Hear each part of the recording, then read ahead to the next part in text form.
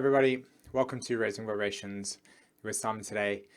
And I'm excited to do another subscriber chart reading for our Patreon members. And I'm hoping that you are liking this series so far. It's very new, very sort of Uranian in that sense. And for those of you who are learning how to look at astrology and read it, I hope that this is on some level providing you with some value. Okay. Cool. So as we know, when we deal with an astrology chart from an evolutionary perspective, we're trying to uncover the essence of why. Like why did you come here? What was the core intention that brought you to this place? So we look to Pluto in the chart, and you can see here that this is another soul that has Pluto in the 5th house, right? And it's a Pluto in Libra soul as well. And you'll also observe that Pluto is retrograde. So in this type of dynamic, here's a soul that has Pluto in the 5th house, retrograde Libra. We're looking to develop a deeper sort of emotional or an unconscious emotional relationship to how relationships work through self-validation, okay? And a very big part of the soul's journey will be going through different types of ways in which you are learning how do you bring your needs to the table, how do you observe other people's needs being validated and their strong sense of self-worth. And a big part of this journey for you is also learning how to recognize a pattern of life that is, wow, everybody else's sort of needs, Pluto and Libra, have been put before mine. So how do I learn to become my own parent to my inner sense of self and learn to give what my creativity wants for me? As in, how do I give creativity to me? And that's a very odd thing to hear, because how do you give creativity to yourself? Well, in a type of chart like this, I would sort of go as far as to say that this is a type of dynamic that the soul has been actively working on. And part of their sort of disempowerment with Pluto is living certain stories, living certain karmic experiences where the creativity has been through other people, empowering other people, merging with other people. And then through Pluto's cycle of abandonment or loss, there's been an attachment that has ended through the other person that has created an absence of, oh, hold on, but I've been following your creative path for such a long period of time. What's my own? So in my little, picture formats that we have over here, you can see Pluto, and this is the picture that I chose for it. It's kind of interesting. What I like about this picture is that you notice that this brand is something that the whole entire world pretty much knows about, right? Coca-Cola is a very strong, imprinted brand within our subconscious, and some people enjoy it, some people see its dangers, other people exactly the same thing, don't like it. We've all got our own emotional relationships to it. But why I chose this was that, have you ever seen Coca-Cola bottles like that in your life, right? This is something that I like about this chart. Observe the nature of the different colors that are existing over there, the different ways, the multiple ways in which these types of Coca-Cola bottles have been created and displayed, and the color format. This is the kind of essence I get with your chart. This is the kind of essence that I get with this symbolism over here with Libra. Multiple ways in which people have showed up in your life, and you've showed up in your own life going, oh, this is my creative purpose. This is my creative sense. This is what I feel like I'm here to do.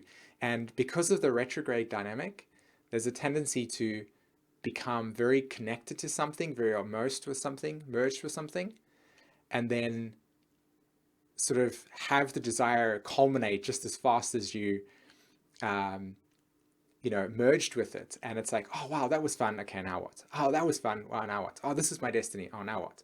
And it's a kind of like interesting process of going through and recycling through multiple ways in which creativity can re-express themselves, and going on that path and learning about these types of things. And Pluto is pretty well sort of aspected in terms of the chart. There's some trines to the moon, of course, and to the sun. So I would go as far as to say that on some level, this is a kind of lifetime in which there's a deep empowerment process that's occurring. Although the moon's nodal axis can provide with a little bit of tension. So let's go have a look at the actual nodes of the moon.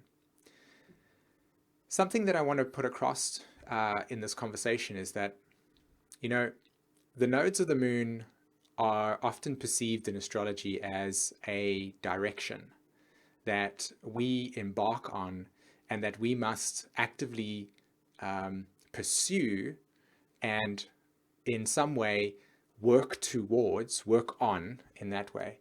And through that kind of masculine, assertive approach, we could be successful in accomplishing what our node represents. And I feel that this can be a really, it can set us up for the ability to, or not the ability, pardon me, it can set us up for experiences where we tell ourselves that because we're not acting in alignment with an idea of what we have been told or said our North Node is about, that we find ourselves, like I said, going over and, okay, this is how this node's got to work, and I've got to actively do that. And it's a very masculine approach. Whereas I want to invite an experience where consciously becoming aware of what the archetypal essence of the North Node is about, or the South Node is about, invites deeper inner awakenings. And those deeper inner awakenings leads to a cultivation of awareness within yourself that leads to the development of the nodes. So in this particular instance over here, you can see that the soul has South Node in the 10th house, North Node in the 4th, right? You've got, for you that this is your chart. So South Node sits in the 10th house, and there are these prior life dynamics where, you know, you spend quite a few experiences looking at the different ways that structures are formed. So family structures, different types of societal structures, you know, the rules and regulations that what bind societies together, you know, and how each of us within the boundary of those rules and structures and laws and customs and taboos, how those form safety, how they create safety boundaries for people to interact with, right? So with the South Node in the 10th house, and this actually goes for anybody, but in this particular instance with South Node in Aquarius, South Node 10th house Aquarius, as you can see there in the chart, there's a desire to objectify Aquarius, the nature of what structures, what family dynamics, what conditionings, what rules, regulations you grew up within, right? The early life environment. And so part of your journey, many of them, is being almost emotionally disconnected from what those structures, what those rules, regulations, what those boundaries have been, and how the people around you have held those boundaries in place and the judgments that have come with that. So with the moon on top of that South Node over there, the tendency is to have a psychological relationship to reject all forms of authority in response to seeking your own individuation process. And so he has the North Node playing out over here. Can you see North Node in Leo, right, in the 4th house? And tying it in with what I'm talking about with this nodal axis and cultivating awareness that eventually becomes a cycle of understanding, of depth relationship to yourself. Okay, we're looking at this. So here's the pictures again that I've got.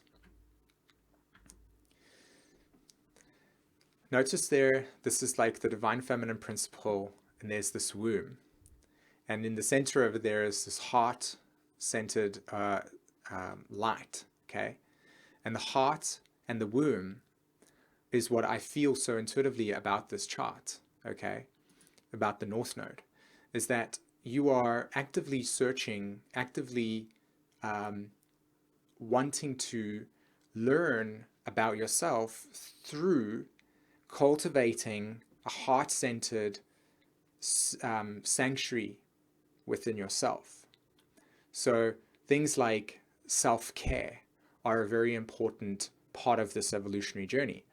So the North Node is pointing to a reality in which actions of self-care that are cultivated inside of yourself that then become your behavior is how you develop a node. Okay, that goes for everybody, including myself.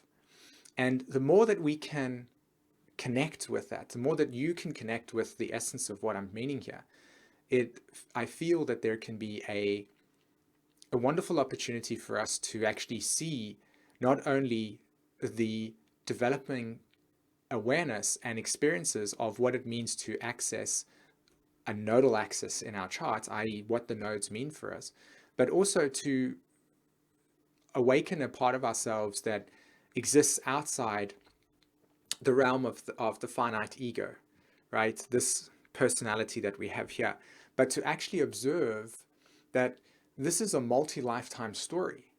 And so for you, with Jupiter in your fourth house and with Mars there as well, and Saturn, there's been some experiences in your life in which certain authority figures, Saturn, certain beliefs and cultural ideals, Jupiter, have formed a deep internal crisis within your own emotional development that has led to a need for giving yourself a tremendous self-love. And even with Chiron that sits here, there in the 12th house of the astrology chart in Taurus, gives it away for me, where there's an essence of the wound that you carry, the sensitivity that you carry, prior life sort of experiences that you carry around needing to accept your own needs as an integral part of healing your emotional relationship to yourself that leads to the creative process that Pluto is really wanting to ask you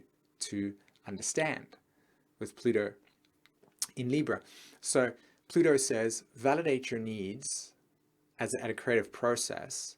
The North Node in the fifth house, the North Node in the fourth house with Leo says, develop a relationship to yourself, emotional relationship to self, in which there is an observation of these deeper emotional needs and validation of them. Okay, so that the South Node sitting over here can transform through being different within the context of individual definition, i.e., hey, this is good for me, this is not good for me, this is good for you, this is not good for me, kind of thing, the discernment there, because all that Virgo stuff. And going through life, allowing that process of ego development to be the vehicle for transmutation. You know, there's lots to be said in the chart. For instance, when you look at the nodal axis over here of the moon, you can actually see that there's a square to Uranus in Scorpio. And the square making a connection to the nodes implies that there's some deep tension around prior life far-term memories of persecution, in which abandonment or betrayal has led to some trauma around feeling as if it's okay to choose your own path versus said structures. So the moon conjunct that North Node says there's a deep memory that lingers within this lifetime of some experiences that have not been friendly, where the need for self-care is an important part of the process. So if I go over to my little slides over here and I choose the next one where I say the growth process, Steve Jobs, Pluto and Leo generation, somebody that developed the Apple brand, created the Apple brand, who's the person, the ideas there. This is a beautiful example, you know, Uranus being the unique Uranian ideas. Pluto in the fifth house in the soul, not for Steve Jobs, but for the soul, is transformation, right? The relationships. Steve Jobs was so much about the relationship between his product and the consumer. And this is this Pluto fifth house dynamic as well with Libra. Like, what is my creative process and its relationship to other people? So don't let the noise of other people's opinions drown out your own inner voice.